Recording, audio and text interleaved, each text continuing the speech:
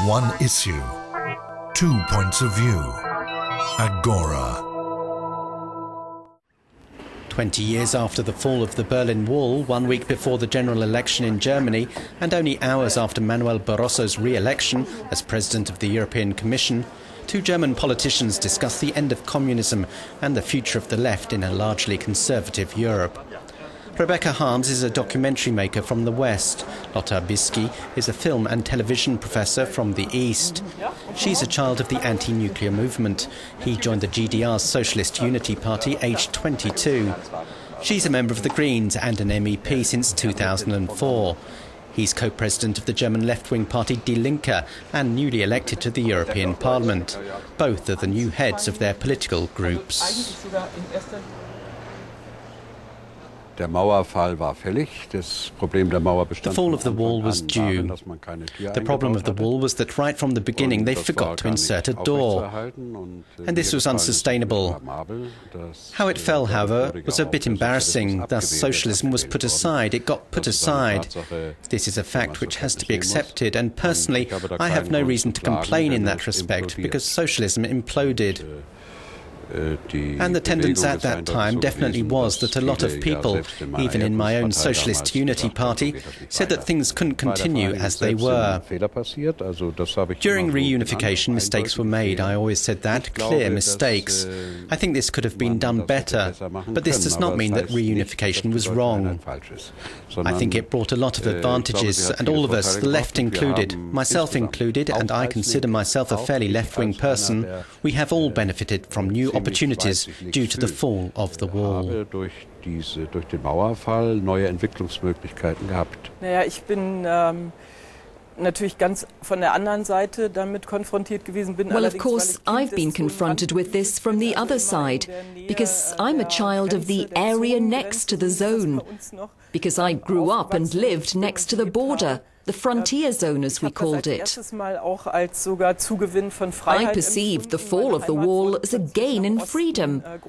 My country suddenly became big and wide to the east. But what astounds me in Germany today, and depresses me now during the campaign, is that 20 years after the fall of the wall, I'm confronted with a terribly falsified historical view of the old GDR. And of feelings cultivated that in those days the country was better off. I find the reality is that when debating with your party, not always the leadership but at the base, the reality is that the advantages and progress that have come from an open, free and democratic system are not acknowledged enough. I believe on this point we're not so far from each other. We probably see history maybe a bit differently due to our different experiences or cultural backgrounds. But I'm not nostalgic for the East and won't become so. This is not the problem. I believe in Germany we have a problem, which I regret, and that is a sort of black and white portrayal. It was like that in the GDR, and I discover it anew. A sort of weapon for the interpretation of history. And this black and white thinking is wrong. There were things in the GDR which, in my opinion, were good that I could cite.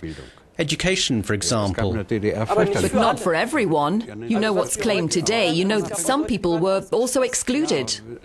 Yes, but for political reasons, and this was wrong. But I didn't expel any student for ideological reasons. I didn't censor any film. This too was the GDR. You have a special reputation, Mr. Bisky. I know some of your former film students. No, I'm a leftist, and for me it was a consequence of left-wing thinking, of socialist thinking at any rate, that this was something that you didn't do.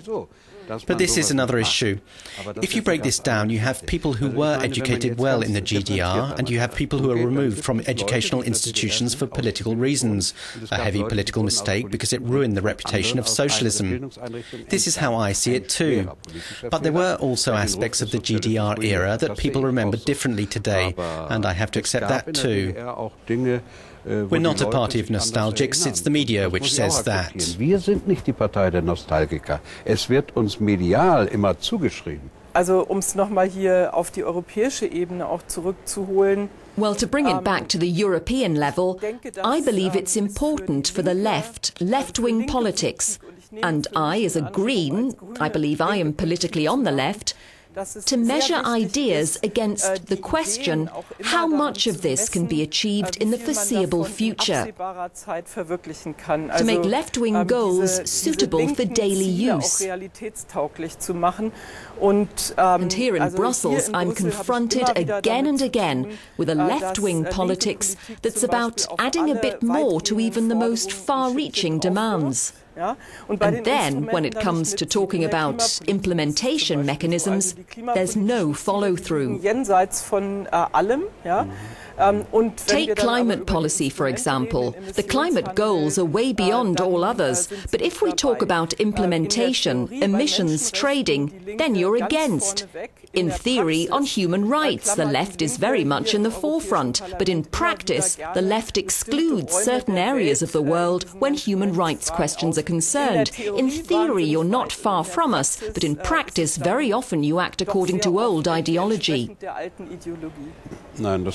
No, I don't believe that. There's no old ideology, and besides that, the Soviet Union doesn't exist anymore.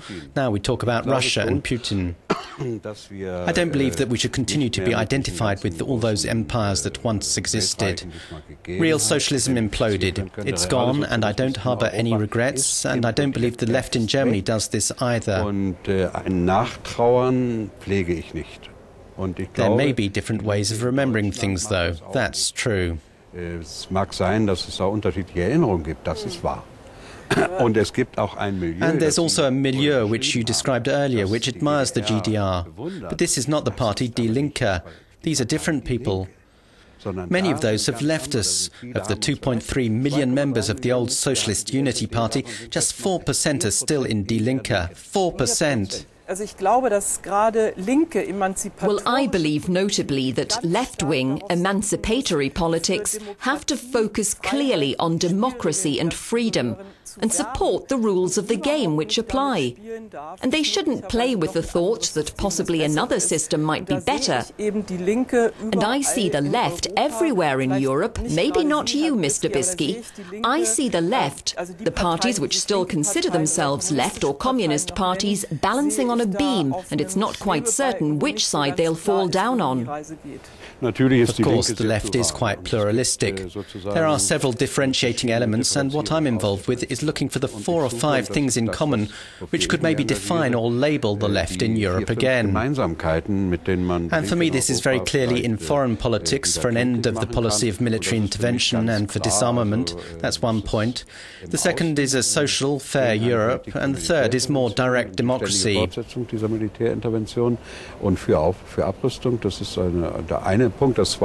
And the left has to give up the aim of deriving everything from and basing everything on theoretical grounds, in favour of a political style where we put 4 or 5 important questions on centre stage, and thus try to win over large numbers of people, and not scare them away.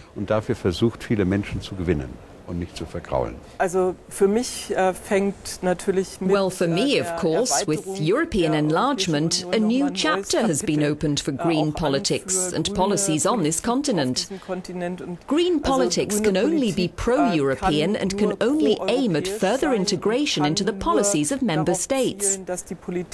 I believe the aim of achieving security, peace and also justice on this continent can only be realised with the accord and cooperation of these states. We want to go beyond the limited approach of debating equality, the old debate centred on equality, and we believe that we, the Greens, are the force, the actual motor of this dynamic.